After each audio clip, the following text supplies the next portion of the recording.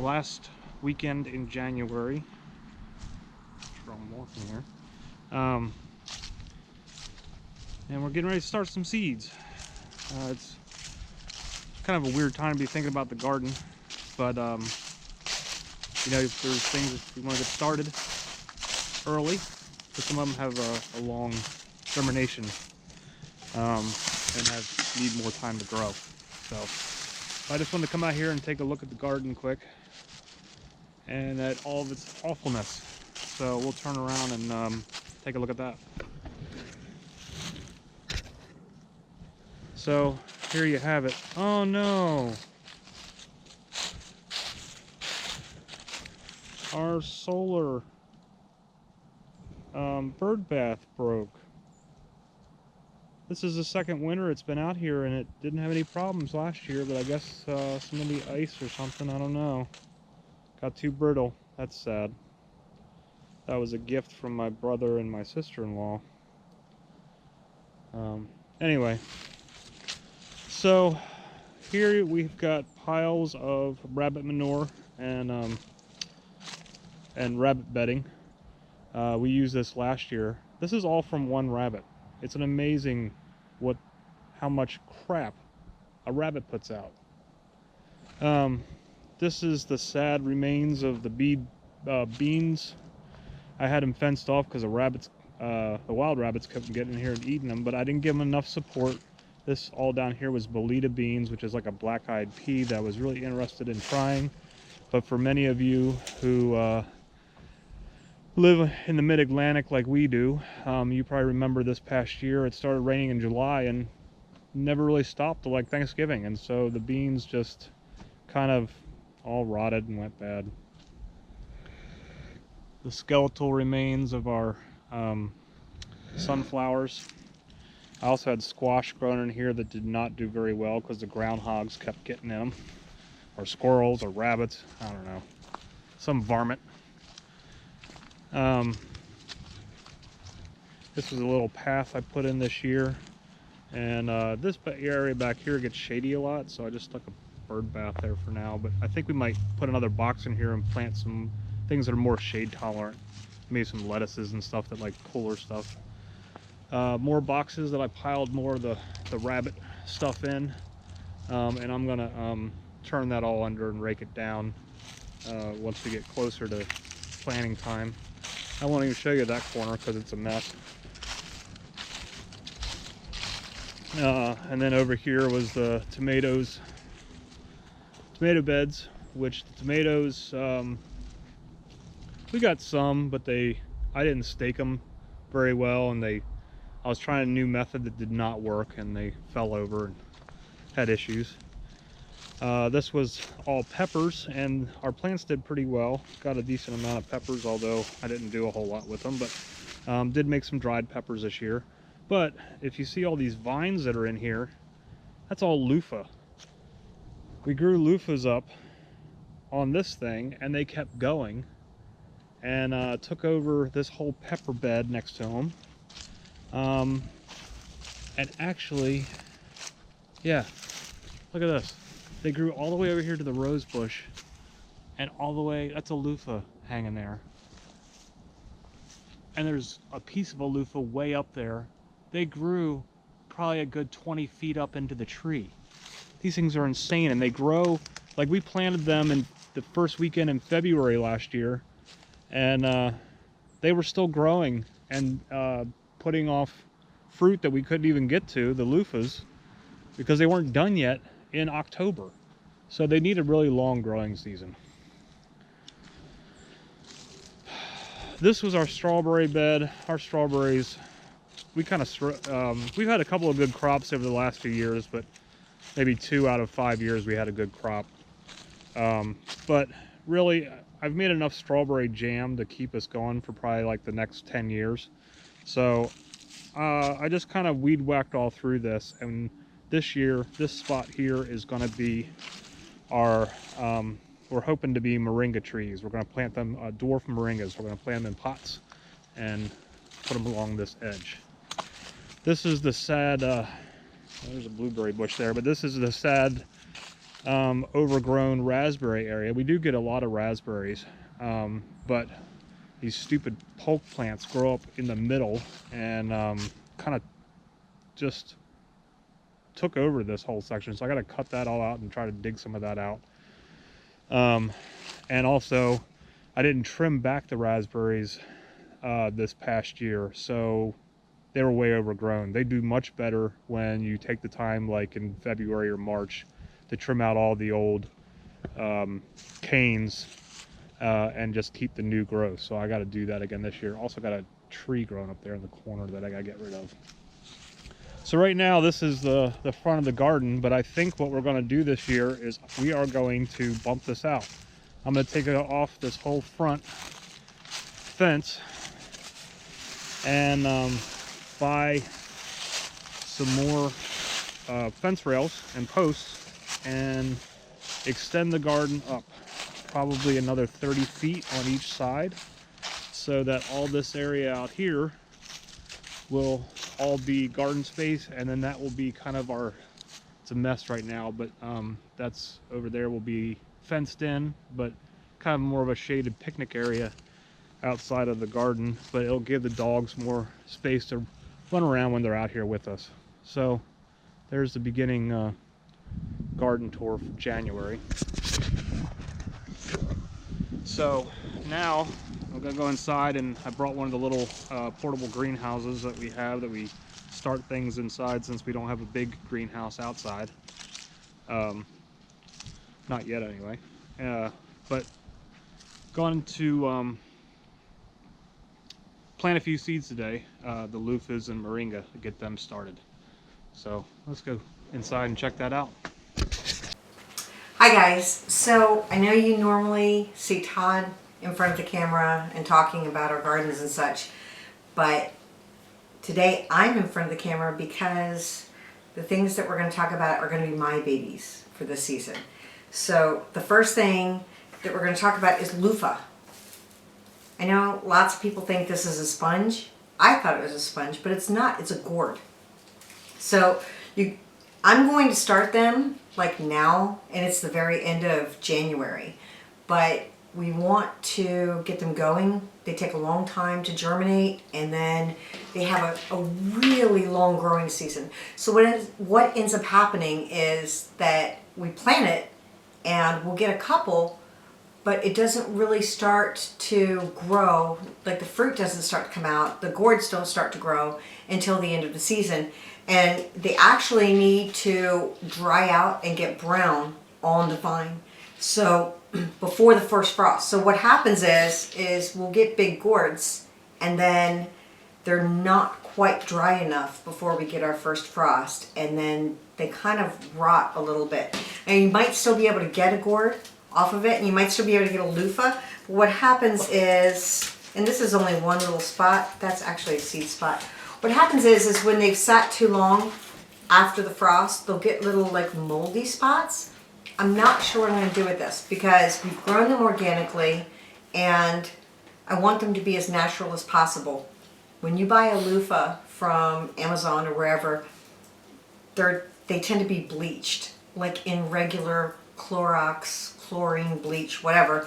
And I don't want to do that. I still want them to look like nice though, so I haven't decided what I'm going to do with it. Maybe I might try like vinegar or lemon to see if it'll bleach it out a little bit. This doesn't look too bad. And of course, you know, you slice it up and you can use it for exfoliating in the shower, like a bath sponge, something like that. Or I've recently seen that a lot of people use loofah as a sponge in the kitchen sink, because it dries out really nice and it doesn't get nasty like a regular sponge, and it lasts a long time. So I haven't used my loofah for anything yet, and trust me, I need to. I need to use it as an exfoliator, but we'll see where that goes. This is what they look like. This is a really tiny one that I grabbed at the end of the season. This is what it looks like. And so what you're going to do is take this and you're going to crush it. Okay. So you're going to crush it. There's a trash can under here. You can't see it. and then you just peel off the brown part. The drier it is, the easier it is to peel. There's a method to my madness. I want to show you something once I get it peeled. So bear with me just a second.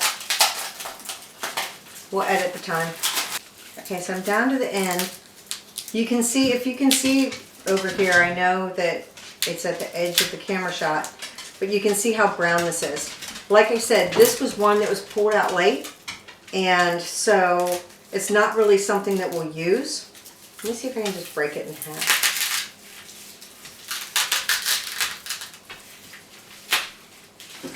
What I wanted to show you was all the seeds that are inside these gourds. Once you grow loofah, you might have to buy the seeds in the beginning, but once you grow them, can you see that? How many seeds are in this one gourd? I don't know that I'm going to save these because it's so small. And it's still, there's tons left inside. I don't think you can see it, but you just smack it and you get all the seeds. You always want to save your best seeds to try to replant. And so I don't know that I'm going to use these. I'm not going to throw them away right now. I'm going to think about it. These are seeds from one gourd that I opened up earlier. So you can imagine you're going to get, I don't know, if you started early enough, you could probably get 10 to 20 loofah. So far I haven't started early enough, so I've only gotten a few, but I have a ton of loofah seeds. I'm going to replant some of these today. I'm going to try to get an earlier start on the growing season and see if we can get them established before we put them out. Hopefully then we get some gourds on the vines earlier in the summer. They like heat, it seems like. What you'll see is that the flowers, of course, they need to be pollinated, and you'll see the flowers in the morning and they're all closed up, and then as the sun hits and it gets really warm, the flowers open up and your vines will go crazy and you'll have flowers all over them, and then eventually you'll get the gourds. But like I said, they normally take a while. So that's loofah. I'm going to plant today my moringa. Moringa is something that Todd and I just came across, and we were watching YouTube videos about planting and seed saving and all of that, and we saw the videos for moringa, and it's like this amazing superfood. It originally started, it's like a plant that's from India and Pakistan and Nepal, and so of course it doesn't grow great here. We're in 6B. I'm going to plant it in pots and hopefully put pots out in the garden for the summer and then bring them in the winter. The ones that we got are dwarf moringa, so they're going to be about 4 or 5 feet tall. I'm still going to try to pinch them back. If you cut off the tops as they grow, once they have some established leaves, then they'll branch out and they'll bush out, and that's what we want, because we want the most leaves we can get. I was looking at it, and you have to look it up yourself. Do your own research, and of course don't ever add a supplement to your diet if there's a chance you're allergic. I don't know how you'd find out you're allergic unless you tried it, but moringa is amazing. It's full of ridiculous vitamins, it's got protein, and I'm just going to read this to you real quick from WebMD. These are the things that it says moringa is good for. It's good for anemia, arthritis, joint pain, asthma, cancer, constipation, diabetes, diarrhea, epilepsy, stomach pain, stomach and intestinal ulcers, intestinal spasms, headache, heart problems, high blood pressure, kidney stones, fluid retention, thyroid disorders, bacterial, fungal, viral, and parasitic infections. It's good for reducing swelling. It increases your sex drive. It prevents pregnancy. Don't count on that. Do what you need to do. It increases breast milk. Some people use it as a nutritional supplement or tonic. nutritional supplement is what we're going for here. It's supposed to be really good for you. So, and there's lots more. I just gum disease, gingivitis, snake bites, warts, and wounds. Anyway, that's WebMD. So seriously, this has got to be good for a lot of stuff. And once I saw it, I had to get some. You dry the leaves, you put them in a dehydrator, or you dry them out on your counter, you pound them into a powder, and it's the newest thing. And I just thought it was kind of amazing. I'm also going to, I need to read more. You know, this time of year, you start jonesing for a garden, and you want to grow everything. So I looked at Calendula, and without my readers, I'm old, guys. I can't see what it says, but I looked at some of these beforehand, and a lot of these are, you can sow them indoors and then put them outside. We've made the mistake of getting antsy in the middle of winter and growing things too early, and then everything's too big and it's too leggy and it's dying. I'm not going to try to do all of these seeds, but I might try to do a couple and see what I've got going. So I've got calendula, chamomile, oregano, rosemary, sage, and zinnia on top of my loofahs. The loofah and the moringa are the ones that I'm most interested in right now. Let me show you this before I finish. It's dusty, it's disgusting, it's rabbit poop. So I'm going to add some of these little Cocoa Puffs. Well, right now they're moldy Cocoa Puffs, but rabbit poop is amazing fertilizer, and it's a cold fertilizer. It's not going to hurt your plants, and I'm going to add some of these to all of my starts and hopefully give them a boost of some sort of whatever it is that they need. And I have a rabbit downstairs. I have one, and he makes an amazing amount of poop. We'll talk about that later, because unless you're ready, don't get rabbits. I like to crochet and knit, and I'm into spinning. I like to spin my own wool. I had a great idea that I was going to get a bunch of rabbits, and I was going to breed them, and I was going to sell the babies, and blah, blah, blah. None of that worked out. He is a lot of work. I actually got two, and one of them I had to rehome because I got two males together, and the male that I have now is Buford, and he is pretty much potty trained. Like, he will poop anywhere, which is not a huge problem because they're dry and they're not hard to clean up. They can go anywhere. He urinates in his litter box, which is fabulous. Well, when I got another male, I was going to get a female and then realized how much work Buford was, so I decided to get another male just so he would have a friend. Not a good idea. When I got another male, the other male wasn't potty trained, and so he was peeing and pooping everywhere. And then my original rabbit, who was already potty trained, started spraying urine and poop everywhere. It was a mess. So I rehomed the second rabbit, and I still only have one, but it's a lot of work for a little bit of Angora fiber. Of course, we harvest the Angora fiber humanely, so we're brushing him and, you know, lightly pulling the fiber when he's feeling it. That's not often. So think twice, do your research before you decide to get fiber rabbits, and we'll get back to you with the moringa and the loofah, and as soon as we have some sprouts, we'll let you know. So these are what they look like. Again, I have seen where people will soak them in water for 24 hours and this little, these papery pieces come off. We'll see what happens. Again, I'm only going to do, I think I'm going to do like 5. Todd, how many do you think I should? 5. We've got limited room in this greenhouse. So just do like 2 and 3, and then do how many loofahs? 1 per pot. Oh, you're just going to do that one thing? Yeah, I'm going to put a couple moringa seeds in each pot, and then I'm going to put a few loofah seeds. Then just do 2 per pot.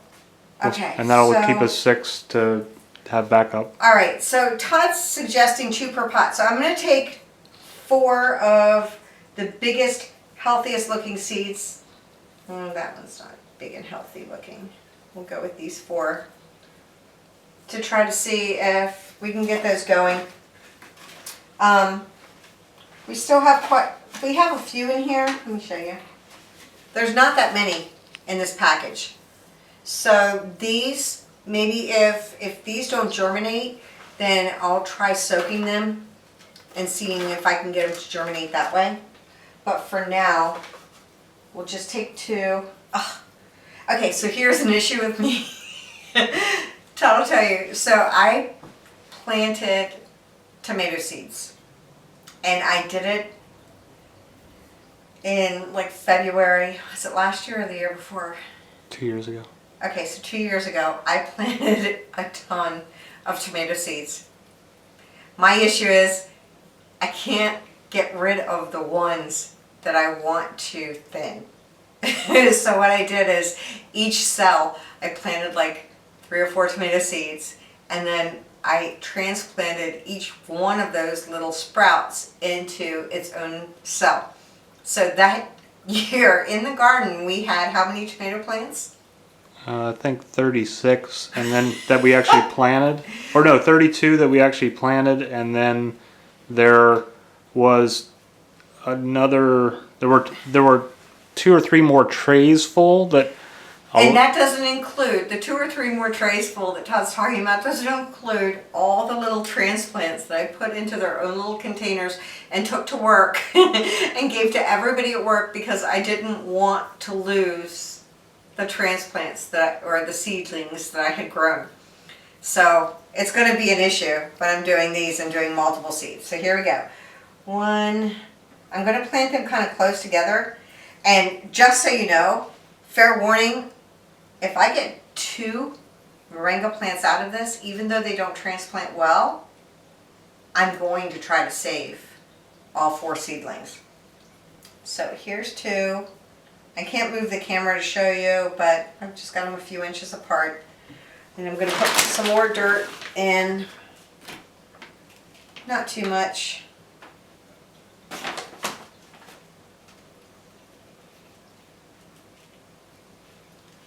I think what I've read when you're planting them outside, they're like, oh, dig a hole 1 foot deep or whatever. I've also read put them down an inch. So we're going to go with the inch rather than a foot, since we're planting them indoors. And then I am going to spray the tops. I'm not going to just pour all that water in. And when Todd's editing, he can make this spraying go fast. That'll be funny. The sound is making my dog go crazy. I don't know if you can see this little head popping up. And he's like, what's that? Maybe he thinks it's a duck. He's not a fan of small animals. He ate a rabbit in the garden last year. A baby. That was horrible. No need to live past traumas though, right? Okay, so that's moist. Over here, I'm going to go ahead and take some of these loofah seeds. I should probably grow more than 1 pot. These vines are beautiful. The flowers are gorgeous. And oh, you know what? I am totally willing to share my loofah seeds. So Todd, can you put something down below if anybody wants to do like a seed swap or something? I've got so many of these seeds. All you need to do is grow a loofah 1 time and you will have a crap ton of seeds as well. So down below, Todd's going to put our email address. If you would like me to send you some loofah seeds, I'd be happy to. I'm going to put a whole bunch in here, and this is going to be a time where I'm going to pinch out. When I say a whole bunch, I'm talking like I've put in like 6 seeds, okay? but I will pinch these and go from there. I might try to transplant some of them, but we'll see what happens. So I'm just adding some more dirt, and then just like the others, I'm going to spray the top rather than use the canister because I don't want to flood out the seeds that I've put in there. And when I said I was putting a bunch of seeds in there, Todd gave me a look, but I'm okay with that. I do good with seedlings. I don't do good in the garden when it's like really hot out. It just, I like to go out there with a mixed drink and sit in the shade while Todd does all the work. I'll try to get over that this summer, especially since we're going to be videoing. I don't want to look like a slacker. But, yeah. Okay. Guys, I think that's it. We are going to let you see, Todd might, sorry my nose is running. Todd might take another short clip once we get the greenhouse going and all the purple lights and blah, blah, blah. And I don't think I'm going to videotape it, but I might still try to plant some of these seeds for my herbs, my chamomile, my calendula, rosemary, sage, and zinnias. So I'll probably do that since we're going to have the greenhouse going anyway, and I'll see you next time.